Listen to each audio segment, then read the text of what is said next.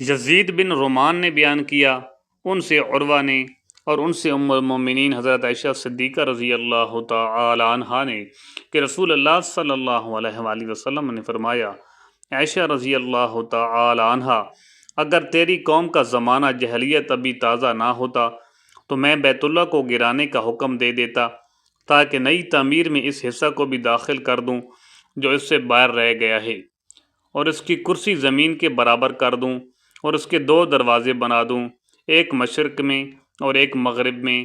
اس طرح ابراہیم علیہ السلام کی بنیاد پر اس کی تعمیر ہو جاتی۔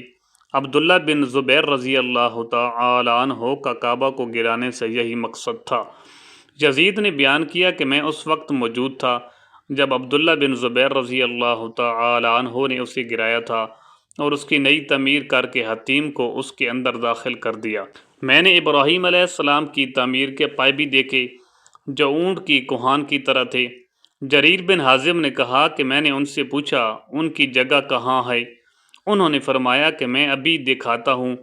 چنانچہ میں ان کے ساتھ حتیم میں گیا اور آپ نے ایک جگہ کی طرف اشارہ کر کے کہا کہ یہ وہ جگہ ہے۔ جریر نے کہا کہ میں نے اندازہ لگایا کہ وہ جگہ حتیم میں سے 6 ہاتھ ہوگی یا ایسی ہی کچھ۔ صحیح بخاری حدیث نمبر 1586۔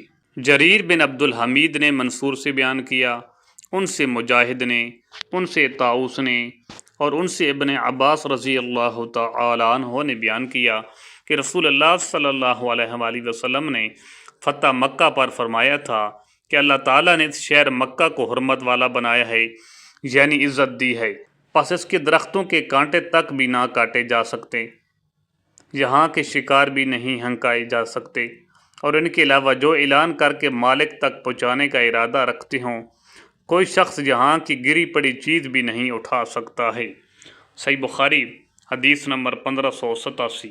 عبداللہ بن وہب نے خبر دی، انہیں یونس نے، انہیں ابن شہاب نے، انہیں علی بن حسین نے، انہیں عمر بن عثمان نے، اور انہیں حضرت اسامہ بن زید رضی اللہ تعالی عنہ نے کہ انہوں نے پوچھا، یا رسول اللہ صلی اللہ علیہ وآلہ وسلم، آپ مکہ میں کیا اپنے گھر میں قیام فرمائیں گے؟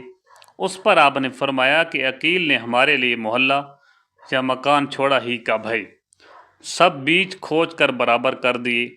عقیل اور طالب ابو طالب کے وارث ہوئے تھے۔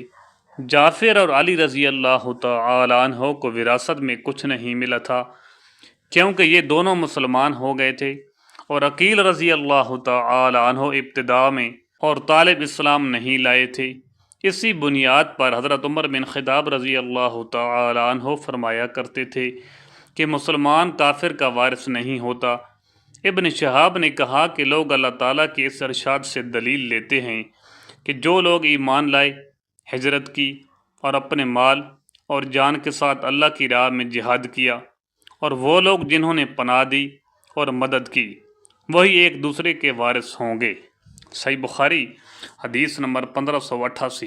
زاری نے کہا کہ مجھ سے ابو سلمہ نے بیان کیا، ان سے ابو ہریرہ رضی اللہ تعالی عنہ نے بیان کیا کہ رسول اللہ صلی اللہ علیہ وآلہ وسلم نے جب منا سے لوٹتے ہوئے حجۃ الوداع کے موقع پر مکہ آنے کا ارادہ کیا تو فرمایا کہ کل انشاءاللہ ہمارا قیام اسی خیف بنی کنانہ یعنی محصب میں ہوگا جہاں قریش نے کفر پر اڑے رہنے کی قسم کھائی تھی۔ صحیح بخاری حدیث نمبر 1599۔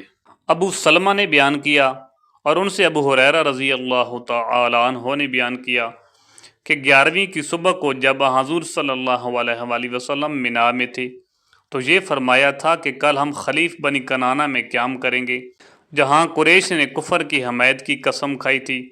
آپ کی مراد محصب تھی کیونکہ یہیں قریش اور کنانہ نے بنو ہاشم اور بنو عبد المطلب یا راوی نے بنو المطلب کہا کہ خلاف حلف اٹھایا تھا کہ جب تک وہ نبی کریم صلی اللہ علیہ وآلہ وسلم کو ان کے حوالہ نہ کر دیں ان کے ہاں بیاہ شادی نہ کریں گے اور نہ ان سے خرید و فروخت کریں گے۔ سلامہ بن روح نے عقیل اور یحییٰ بن دحاق سے روایت کیا، ان سے امام اوزاعی نے بیان کیا کہ مجھ سے ابن شہاب نے خبر دی، انہوں نے اپنے روایت میں بنو ہاشم اور بنو المطلب کہا۔